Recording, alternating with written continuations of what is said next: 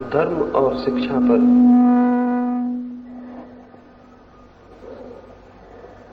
इसके पहले कि मैं कुछ आपसे कहूं, एक छोटी सी कहानी से मैं अपनी बात शुरू करना चाहूंगा।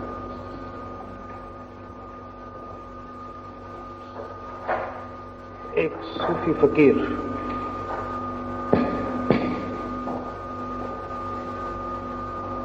एक रात सोया।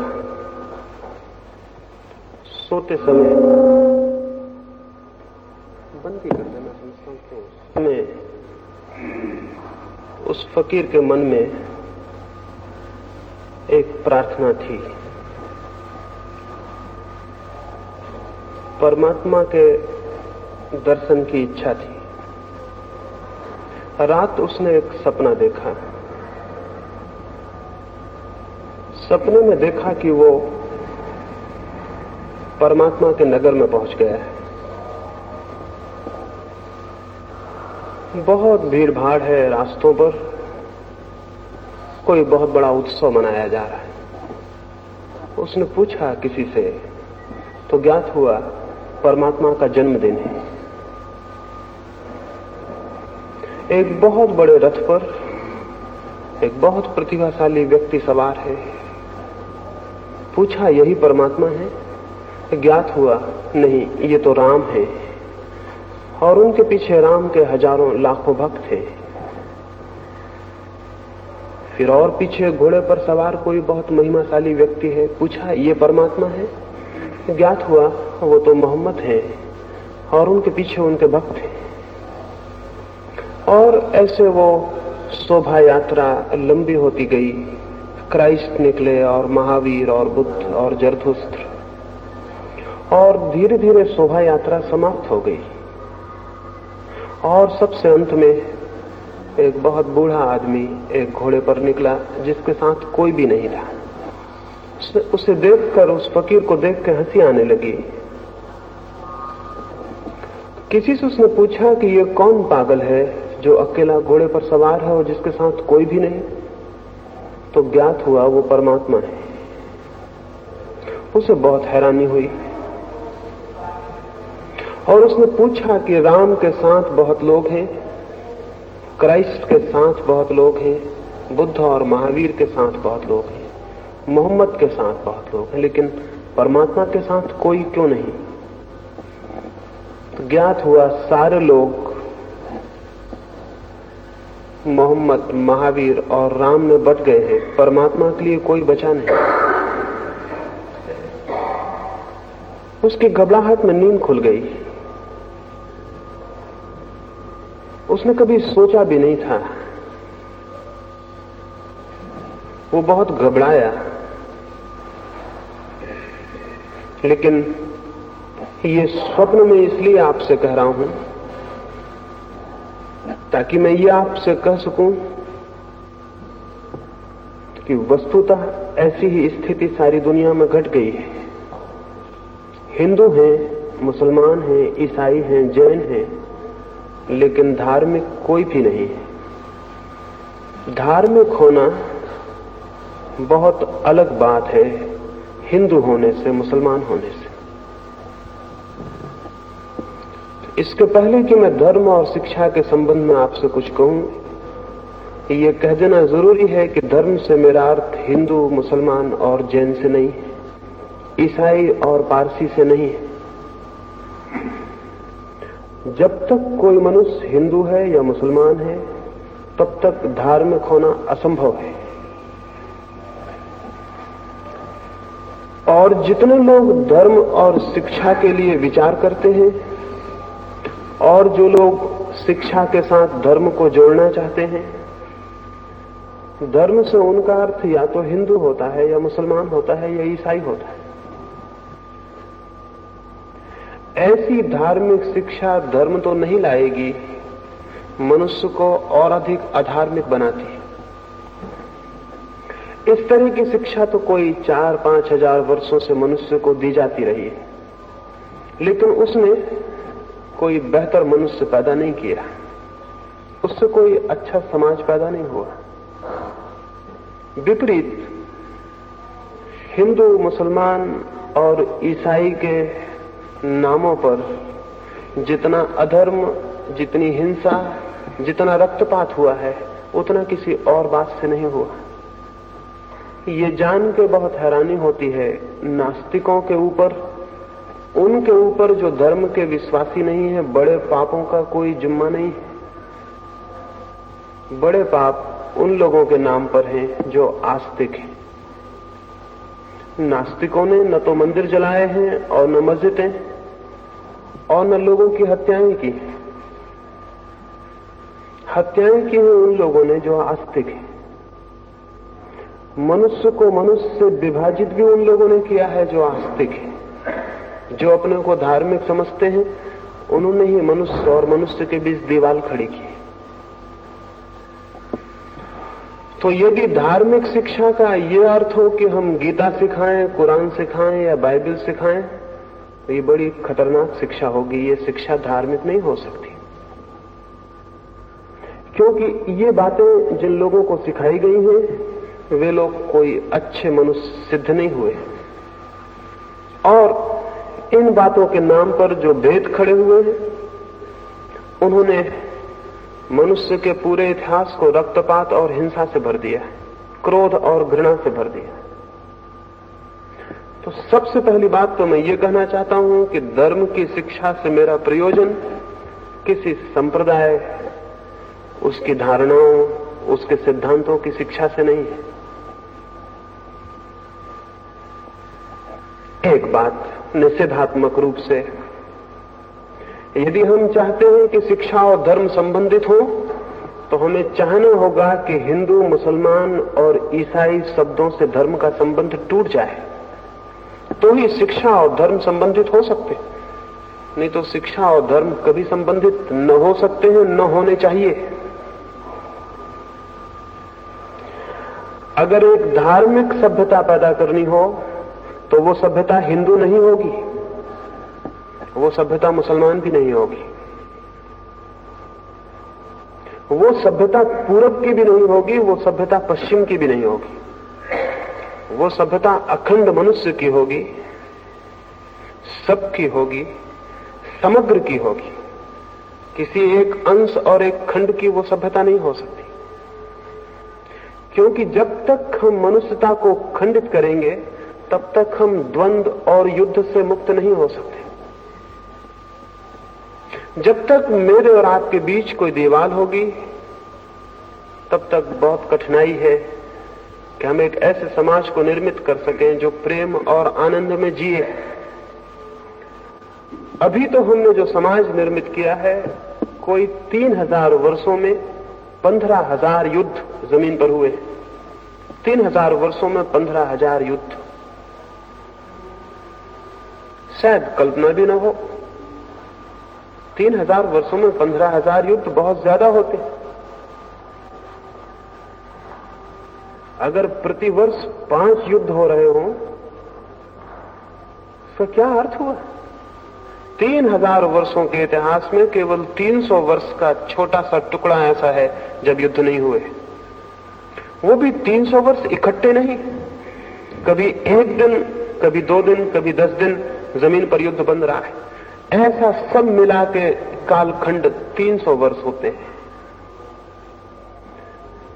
300 वर्ष शांति और 3000 वर्ष युद्ध। और ये भी शांति कैसी, एकदम झूठी। जिसे हम शांति के क्षण कहते हैं, वे असल में शांति के क्षण नहीं है, बल्कि नए युद्ध की तैयारी के दिन। तो मैं तो मनुष्य के इतिहास को 2 हिस्सों में बांटता हूं, युद्ध का काल और युद्ध की तैयारी का काल। अभी तक शांति का कोई काल हमने नहीं जाना है। ऐसा जो ये विभाजित मनुष्य है, इसके विभाजन में सबसे बड़ी दीवार आइडियोलॉजी, विचार, धर्म और धारणा की। बातें बदल जाती हैं। आज कम्युनिज्म है और अमेरिका का लोकतंत्र है, वे भी 2 धर्म बन के खड़े हो गए।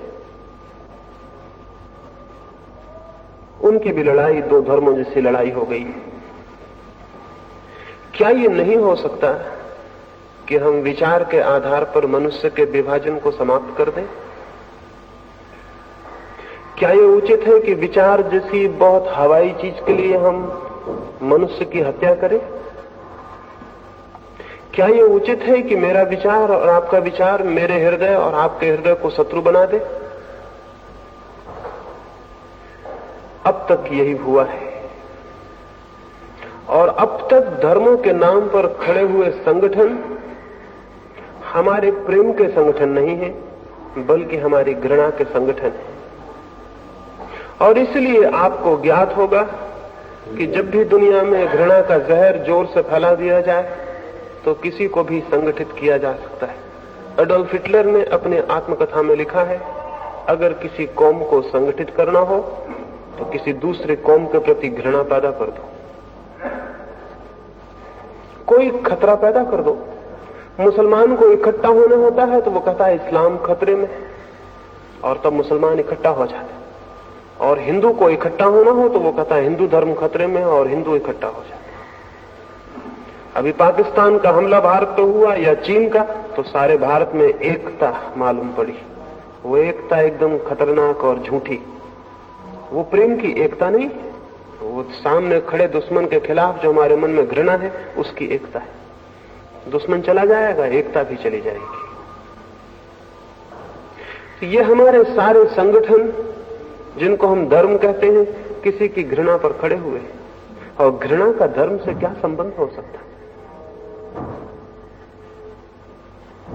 मेरे और आपके बीच जो चीज भी घृणा लाती हो वो धर्म नहीं हो सकती। मेरे और आपके बीच जो चीज प्रेम लाती हो वो धर्म हो सकती है। और ये भी स्मरण रखें, अगर मनुष्य को मनुष्य तोड़ देती हो कोई चीज, तो वही चीज मनुष्य को परमात्मा से कैसे जोड़ सकेगी? मनुष्य को मनुष्य तोड़ देने वाली कोई बात मनुष्य को परमात्मा से जोड़ने वाली बात कभी भी नहीं बन सकती। लेकिन जिनको हम धर्म कहते हैं वो हमें तोड़ रहे हैं। यद्यपि वे सभी प्रेम की बातें करते हैं और वे सभी इस बात की भी बातें करती हैं, हम सबके बीच एकता, भ्रातृत्व, ब्रदरहुड की। लेकिन बड़ी हैरानी की बात है, उनकी सारी बातें ही रह जाती हैं, और वे जो भी करते हैं उससे घृणा फैलती है और शत्रुता फैलती है। क्रिश्चियनिटी बातें करती है प्रेम की, लेकिन जितनी हत्या ईसाइयों ने की है उतनी हत्या शायद ही किसी ने की हो। तो थोड़ी हैरानी होती है, थोड़ी घबराहट होती है, और तब ऐसा प्रतीत होता है अच्छी बातें बुरे कामों को छिपाने का रास्ता बन जाती हैं और कुछ भी नहीं। अगर लोगों को मारना हो तो प्रेम के नाम पर मारना बहुत आसान है, और अगर हिंसा करनी हो तो अहिंसा की रक्षा के लिए हिंसा करना बहुत आसान है। और अगर मुझे आपकी जान लेनी हो तो आपके ही हित में जान लेना आसान होगा, क्योंकि तब आप मरेंगे भी और मैं दोषी भी नहीं होऊंगा। तब आप मरेंगे भी, मारे भी जाएंगे और शिकायत भी नहीं कर सकेंगे। तो शैतान ने मालूम है मनुष्य को बहुत पहले यह समझा दिया कि अगर कोई बुरा काम करना हो तो नारा अच्छा चुनना, स्लोगन अच्छा होना चाहिए। जितना बुरा काम हो उतना ऊंचा नारा होना चाहिए। तो बुरा काम छिप जाता है। ये जो धर्मों के नाम पर संगठन है, न तो इनका परमात्मा से कोई संबंध है, न प्रेम से, न प्रार्थना से, न धर्म से। ये हमारे भीतर वो जो घृणा है, ईर्ष्या है, हिंसा है, उसके संगठन है। अन्यथा ये कैसे हो सकता था कि मस्जिदें जलाई जाएं, मंदिर जलाए जाएं, मूर्तियां तोड़ी जाएं, आदमी मारे जाएं? ये कैसे हो सकता था? ये हुआ है, होता रहा है। कोई भी धर्म की शिक्षा तभी धार्मिक होगी जब इस सब से उसका संबंध छूट जाए। लेकिन ये सारे धार्मिक लोग चाहते हैं कि बच्चों को धर्म की शिक्षा दी जाए। ये क्यों चाहते हैं? इनकी इतनी उत्सुकता क्या है? इनकी उत्सुकता ये है कि कहीं बच्चे उन घेरों के बाहर न हो जाएं जिन घेरों के भीतर अब तक आदमी जिया है। क्योंकि अगर बच्चे उन घेरों और दीवालों के बाहर हो गए तो पुरानी पूरी की पूरी संस्कृति भूमिसात हो जाएगी, हो जानी चाहिए, उसे रोकने का भी कोई कारण नहीं है। तो पुराने सारे घेरे गिर जाएंगे, पुराने सारे स्वार्थ के केंद्र टूट जाएंगे, पुराना सारा शोषण टूट जाएगा। तो इसलिए हर पीढ़ी अपने बच्चों को अपनी सब बीमारियां दे जाना चाहती है।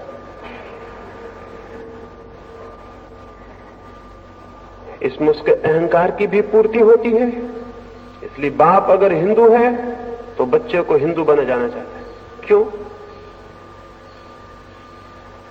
मुसलमान बाप बच्चे को मुसलमान बना जाना चाहता है। और इसके पहले कि बच्चे में विचार पैदा हो, क्योंकि विचार पैदा हो जाए तो हिंदू या मुसलमान होना बहुत मुश्किल हो जाएगा। विचारशील कैसे हिंदू हो सकता है, कैसे मुसलमान हो सकता है? इसलिए बच्चा जब बहुत छोटा हो, जब उसमें विवेक और विचार पैदा ना हुआ हो, तभी ये कीटाणु हिंदू और मुसलमान होने के उसके भीतर डाल दिए जाने चाहिए। तो जब वो होश में आए तब उसके खून में मिल जाए ये जहर, और तब इस जहर से मुक्त ना हो सके। इसलिए सभी ये तथाकथित धार्मिक लोग छोटे छोटे बच्चों को धर्म की शिक्षा दिलाने के लिए बहुत उत्सुक है। इनकी उत्सुकता कोई शुभ नहीं है।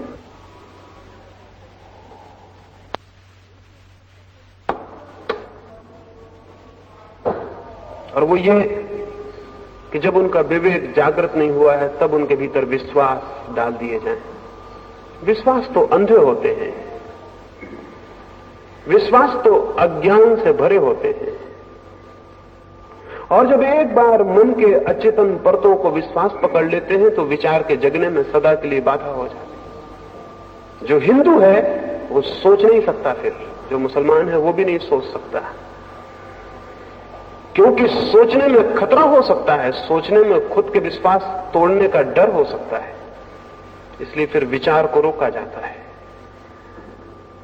तो ये जो तथाकथित धर्म है और इनकी जो शिक्षा है वो विचार की शिक्षा नहीं है, वो विश्वास की शिक्षा है। और स्मरण रखिए, अगर विचार की शिक्षा हो तो बहुत दिन तक बहुत धर्म नहीं रह सकते, एक ही धर्म शेष रह जाएगा। लेकिन अगर विश्वास की शिक्षा हो तो अनेक धर्म हो सकते हैं। आखिर विज्ञान धीरे धीरे सार्वजनिक सत्यों पर आ गया। गणित हिंदू का अलग नहीं होता, मुसलमान का अलग नहीं होता। लेकिन क्या आपको पता है कि पहले गणित अलग होता था? हिंदुस्तान में जैनियों का गणित अलग, हिंदुओं का गणित अलग था। गणित कैसे दो हो सकते? क्या एब्सर्ड, कैसी नासमझी की बात है। गणित दो हो सकते? हिंदुओं की भूगोल अलग, जैनियों की भूगोल अलग थी। भूगोल दो कैसे हो सकती? लेकिन अलग थी।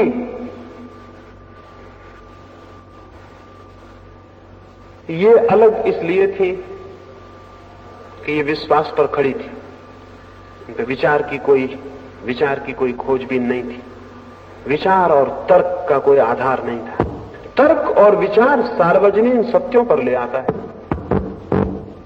और विश्वास स्थानीय होता है, सार्वजनिक नहीं होता, नहीं हो सकता, क्योंकि विश्वास को सार्वजनिक होने का कोई आधार नहीं होता है।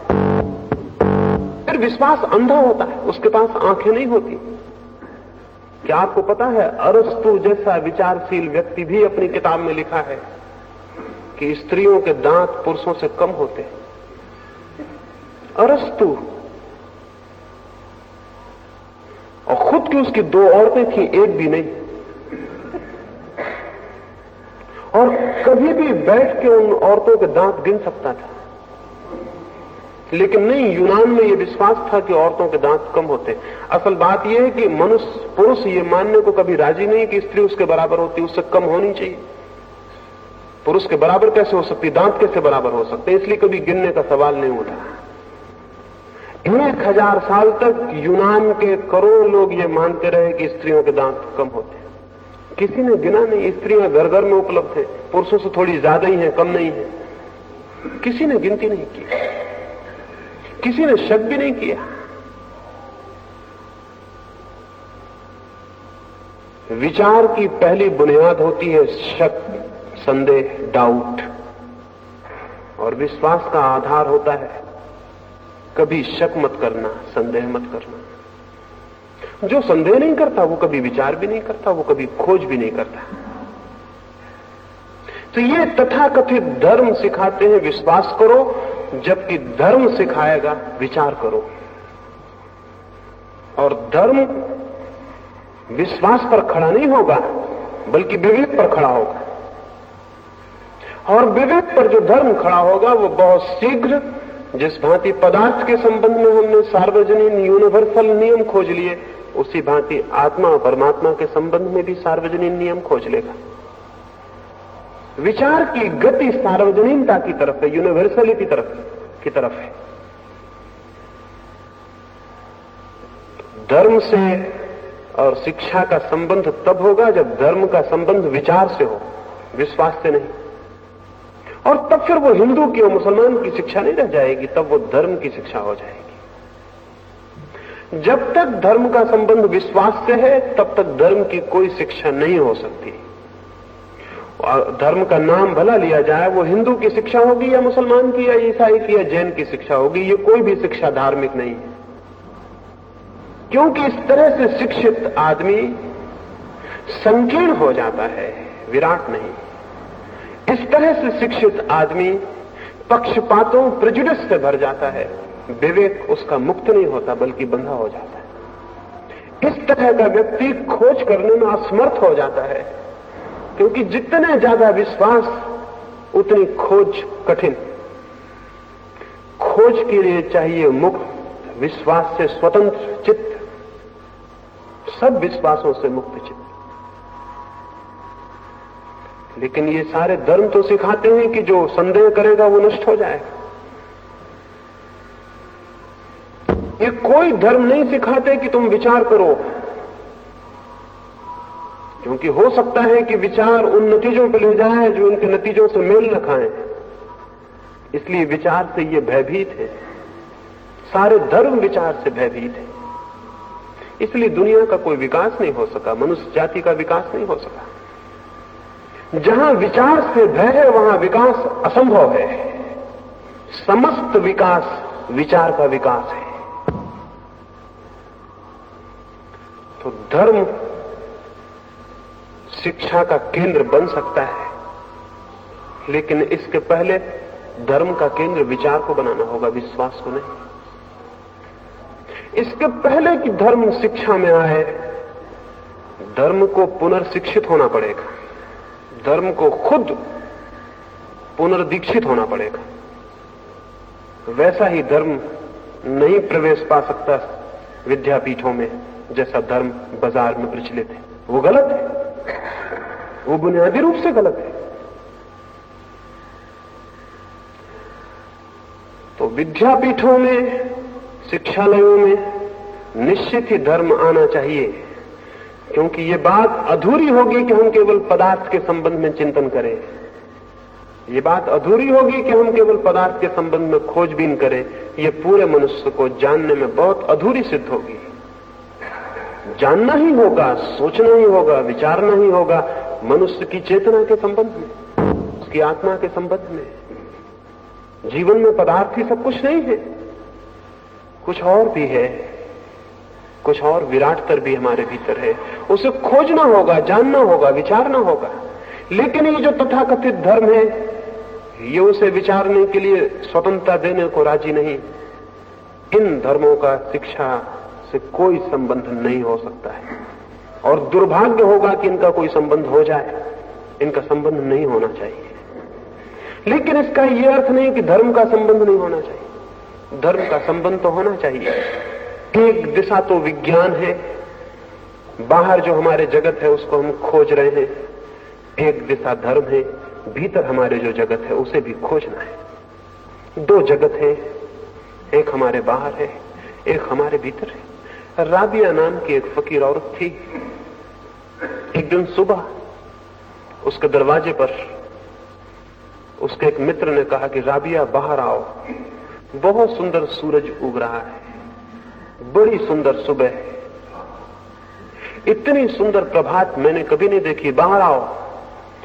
राबिया ने कहा, मित्र मैं तुम्हें निमंत्रण देती हूं कि तुम ही भीतर आ जाओ, क्योंकि तुम जिस सूरज को देख रहे हो और जिस सुबह को, मैं उसके बनाने वाले को भीतर देख रही हूं।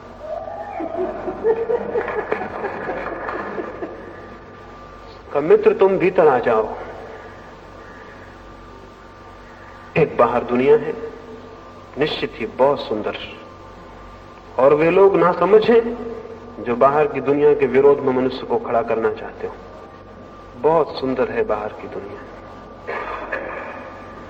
और वे लोग मनुष्य के मंगल में नहीं है जो लोग उस दुनिया को कंडेम करते हों, उस बाहर की दुनिया को निंदा करते हों।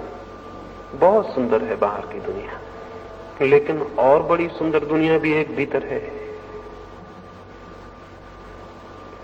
बाहर की दुनिया पर जो रुक जाता है वो अधूरे पर रुक गया,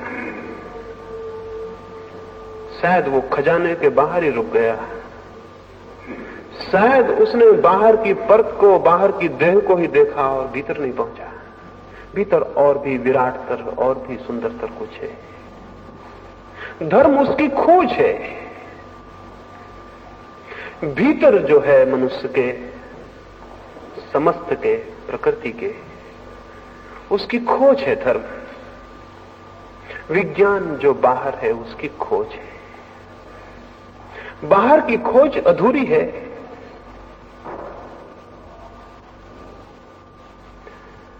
भीतर की खोज से शिक्षा का जरूर ही संबंध होना चाहिए, लेकिन जिन धर्मों को हम जानते हैं उनकी खोज भी भीतर की खोज नहीं है। वे बातें तो परमात्मा की करते हैं, लेकिन बातें एकदम झूठी मालूम पड़ती हैं। उनके मंदिर भी बाहर ही बनते हैं और उनकी मस्जिदें भी बाहर ही बनती हैं, और उनकी मूर्तियां भी बाहर ही खड़ी होती, और उनके शास्त्र भी बाहर हैं और उनके सिद्धांत भी बाहर हैं, और इन बाहर की चीजों पर वे लड़ते भी देखे जाते हैं। उनका आग्रह भी है इन पर, वे भी मनुष्य को भीतर नहीं ले जाते।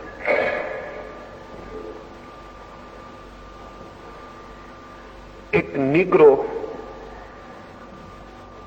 एक चर्च के द्वार पर एक दिन सुबह सुबह गया और उसने प्रार्थना की उस चर्च के पुरोहित से कि मुझे भीतर आने दे।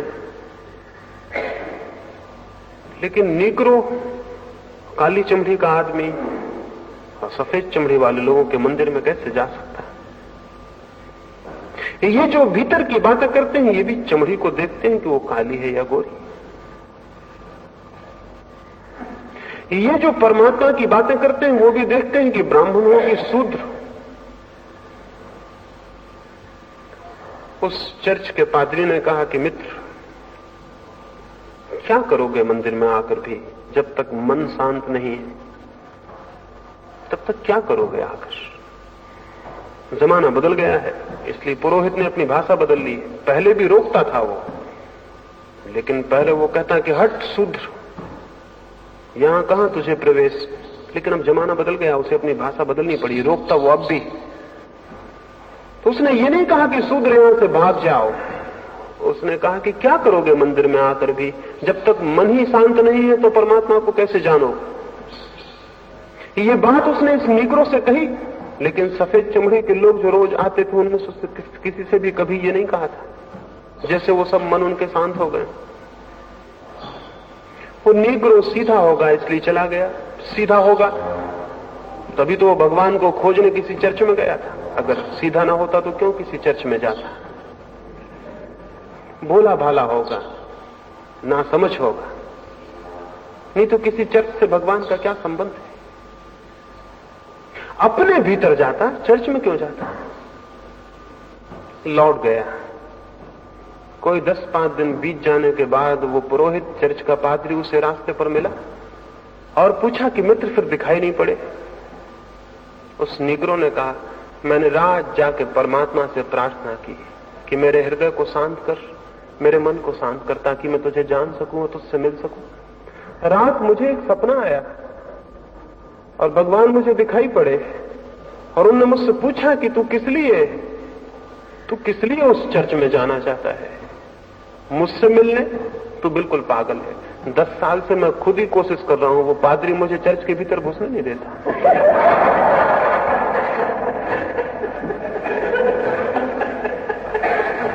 तो जहां मैं नहीं जा सका हूं वहां तू जा सकेगा, ये बहुत कठिन है। इन मंदिरों में और मस्जिदों में और इनके आग्रह करने वाले लोगों में बाहर के प्रति इतनी आस्था है, इतना आग्रह है कि ये भीतर के प्रति जानकार हो ये संभव नहीं मालूम होता।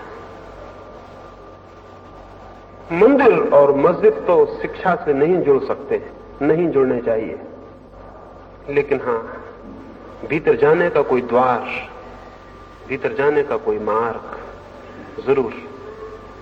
उसके बिना शिक्षा एकदम अधूरी है, एकदम अधूरी है। तभी मैं देखता हूं कि इन शिक्षालयों में मंदिर बनाने की योजनाएं चलती हैं, वे गलत है। मंदिर किसी का होगा, हिंदू का होगा या मुसलमान का होगा या ईसाई का होगा। मंदिर किसी का होगा और जो किसी का है वो परमात्मा का नहीं हो सकता। परमात्मा का मंदिर भी है, लेकिन वो ईंट और पत्थरों से नहीं बनता। परमात्मा का मंदिर भी है, लेकिन बाहर जो स्थान है उस पर जगह घेर कर नहीं बनता। मनुष्य के भीतर जो है चेतना, उससे निर्मित होता है और वही निर्मित होता है, स्थान में नहीं, आत्मा में, बाहर नहीं, भीतर, अंतस में। तो अंतस में परमात्मा का मंदिर बने, इस तरफ शिक्षा की दृष्टि न होगी तो शिक्षा बहुत अधूरी होगी, बहुत अधूरी होगी। और अब तक सारी शिक्षा अधूरी रही है, और इसलिए अब तक सारी शिक्षा एक लंबी असफलता से ज्यादा नहीं। 20-25 वर्ष की उम्र तक हम शिक्षित करके युवक को दुनिया में भेजते, वो एकदम अधूरा आदमी होता है। उसे जीवन में जो भी केंद्रीय है उसका कोई पता नहीं होता, जीवन में जो भी मूल्यवान है उसका उसे कोई पता नहीं होता। जीवन में जो क्षुद्र है वो केवल उसकी गणना सीख कर ही आता है, और तब 25 वर्ष तो उसने क्षुद्र को सीखने में गंवाए होते हैं, शेष जीवन उस क्षुद्र के व्यवहार में गंवा देता है। सम्यक शिक्षा धर्म विहीन नहीं हो सकती, क्योंकि सम्यक शिक्षा मनुष्य के अंतःकरण की शिक्षा ही होगी। क्या है हमारे भीतर और कैसे वो शिक्षित हो सकता है? क्या कुछ सिद्धांत हम सिखाएं? क्या हम सिखाएं बच्चों को कि ईश्वर है? क्या हम सिखाएं कि आत्मा है, परलोक है, स्वर्ग नरक है, मोक्ष है? ये सिखाएं? नहीं, इस तरह की शिक्षा भी मनुष्य को भीतर नहीं ले जा सकती। इसलिए कि जो भी हम सिखा देते हैं वो हमारे भीतर जाकर हमारा पक्ष, हमारी प्रेजुडिस बन जाती है। एक छोटे से अनाथालय में मैं गया, वहां कोई 100 बच्चे थे, और अनाथ बच्चे तो उनको तो जो भी शिक्षा देनी हो दी जा सकती, कोई कठिनाई नहीं। तो उनको धर्म की शिक्षा दी जाती थी, क्योंकि अनाथ बच्चों को तो कुछ भी सिखा सकते हैं आप, जो भी सिखाना चाहें, अब उनका कोई माँ बाप ही नहीं है, तो उनको धर्म की शिक्षा दी जाती थी। मुझे अनाथालय के संयोजकों ने कहा कि हम यहां धर्म की शिक्षा देते, तो मैंने उनसे कहा कि मैं अभी तक समझ ही नहीं पाया कि धर्म की शिक्षा कैसे हो सकती है। धर्म की साधना हो सकती है, शिक्षा नहीं हो सकती। इसमें थोड़ा सा मैं फर्क करता हूं, और वही धर्म की शिक्षा है, धर्म की साधना। तो मैंने कहा शिक्षा क्या देते होंगे, खैर मैं देखूं। तो उन्होंने कहा आप इनसे कोई भी प्रश्न पूछिए, ये बराबर उत्तर देंगे कि ये हो सकता है। उन्होंने खुद ही पूछा ईश्वर है, उन छोटे छोटे बच्चों ने हाथ उठा के हिलाए कि हाँ ईश्वर है। उन्होंने पूछा ये आत्मा है, उन बच्चों ने कहा आत्मा है। उन्होंने पूछा आत्मा कहां, उन सब बच्चों ने अपने हृदय पर हाथ रखे और कहा कि आत्मा यहां है। जैसे हम मिलिट्री में लेफ्ट राइट करना सिखा देते हैं, ऐसे ही उन्होंने उनको ये सिखा दिया। उनको ये सिखा दिया कि तो उनका हाथ हृदय पे चला गया, आत्मा कहां है? तो उन्होंने कहा यहां। मैंने एक छोटे बच्चे से पूछा कि हृदय कहां है? उसने कहा ये तो हमें बताया नहीं गया। जो उसे बताया गया था वो उन्होंने बताया, जो उन्हें नहीं बताया गया था वो कैसे बताते? हृदय का कोई पता नहीं, आत्मा कहां है ये मालूम, परमात्मा कहां है ये मालूम। मैंने उन संयोजकों से कहा कि इन बच्चों के लिए आप जीवन भर के लिए धर्म से तोड़े दे रहे हैं, क्योंकि ये बातें ये सीख जाएंगे और यही खतरा है, और फिर जीवन भर इन्हीं सीखी हुई बातों को दोहराते रहेंगे। और सीखी हुई बातों को जो दोहराता है वो जानने से वंचित रह जाता है। सीखी हुई बातें दोहराते रहेंगे जीवन भर। जीवन जब भी समस्या खड़ी करेगा तभी इनके बंधे हुए उत्तर भीतर से आ जाएंगे। जीवन पूछेगा ईश्वर है, और इनका सीखा हुआ उत्तर कहेगा ईश्वर है। और जीवन पूछेगा कहां, और इनके हाथ मशीनों की भांति अपने हृदय पर चले जाएंगे और कहेंगे यहां। और ये बिल्कुल हाथ झूठे होंगे, क्योंकि ये सिखाए हुए हैं। सिखाई हुई बातें पदार्थ के जगत में तो अर्थ रखती हैं, परमात्मा के जगत में कोई भी अर्थ नहीं रखती। सिखाई हुई बातें। अगर हम किसी को प्रेम करना सिखा दें तो एक बात पक्की, इस जीवन में अब वो प्रेम को कभी ना जान पाएगा। अगर हम उसे सिखा दें प्रेम कैसे करना चाहिए, क्या बोलना चाहिए, कैसे मिलना चाहिए, कैसे गले लगाना चाहिए, सब सिखा दें, तो वो एक्टिंग सीख जाएगा प्रेम करने की, और फिर प्रेम को कभी नहीं जान पाएगा, कभी नहीं जान पाएगा। अभिनेता प्रेम को कभी नहीं जान सकते, हालांकि वही 24 घंटे प्रेम करते हुए दिखाई पड़ते। कभी भी अभिनेता प्रेम को नहीं जान सकता है, क्योंकि प्रेम उसकी ट्रेनिंग है, प्रशिक्षण। प्रेम उसने सीखा है। प्रेम उसके लिए एक कला है, एक आर्ट। प्रेम उसके लिए जीवन नहीं, अनुभव नहीं। जब प्रेम नहीं सीखा जा सकता तो प्रार्थना कैसे सीखी जा सकती? प्रार्थना तो प्रेम का और भी गहनतम रूप है। और जब प्रेम नहीं सीखा जा सकता तो परमात्मा कैसे सीखा जा सकता है? परमात्मा तो हमारे जीवन में जो सबसे ज्यादा अननोन है, सबसे ज्यादा अज्ञात है, वही है। उसे सीखा नहीं जा सकता, उसे जाना जा सकता है। तो धर्म की शिक्षा का यह मतलब नहीं हो सकता कि आपको कुछ सिद्धांत सिखा दिए जाएं और आपको उनकी परीक्षा दिलवा दी जाए और आप परीक्षा में पास हो जाएं। जीवन में जो भी महत्वपूर्ण है उसकी कोई परीक्षा नहीं हो सकती। जीवन में जो व्यर्थ है उसी की परीक्षा हो सकती है।